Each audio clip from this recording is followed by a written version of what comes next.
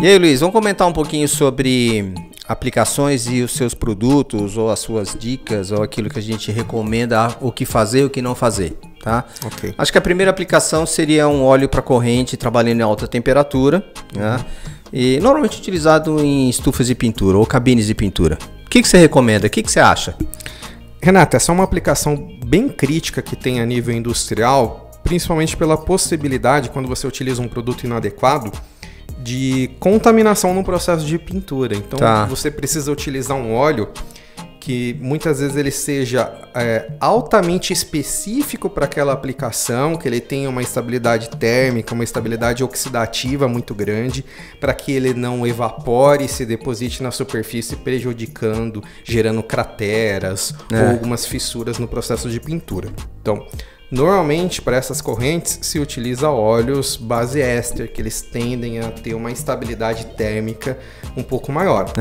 Agora, o que muita gente às vezes peca também é na dosagem correta. Não adianta às vezes você utilizar a base correta, mas aplicar em excesso óleo. Agora tem uma coisa interessante que você comentou a respeito da base química, né? Porque muitas vezes as pessoas pensam o que não se deve fazer. Na minha visão é assim, você, por exemplo, utiliza um óleo de base sintética, que é muito bom para lubrificação de correntes trabalhando em alta temperatura. Como se padronizasse. Primeiro que a alta temperatura ela é bom a gente deixar um padrão. A gente entende que normalmente temperaturas um pouco acima de 200 graus já é bastante crítico para o óleo, né? Sim. Mas aí muitas pessoas pensam assim, óleo base sintético, vamos pensar numa polialfa-olefina, famoso PAO. E aí, você acha que resolve? Para esse tipo de aplicação? Para esse tipo de aplicação, não. Legal. Não necessariamente, porque ela está muito no limite de tolerância de uma polialfa-olefina.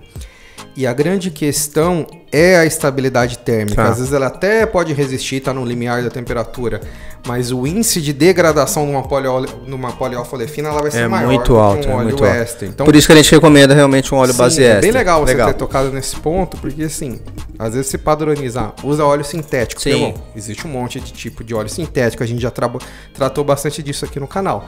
Mas cada um tem a sua peculiaridade ali, a sua especificidade de acordo com a aplicação. Então, o principal, utilizar a base química correta. Exato. Tá? Recomendamos éster. Recomendamos éster. Legal. Ficar atento também à questão da dosagem correta. Da aplicação. Se você aplicar em excesso, você vai ter uma sobrecarga no teu sistema e você pode ter contaminação, você pode até ter sujidade, pingar, gotejar em cima da peça. Lembrando que a peça, quando ela está numa corrente transportadora, ela vai ainda entrar na estufa de pintura, né?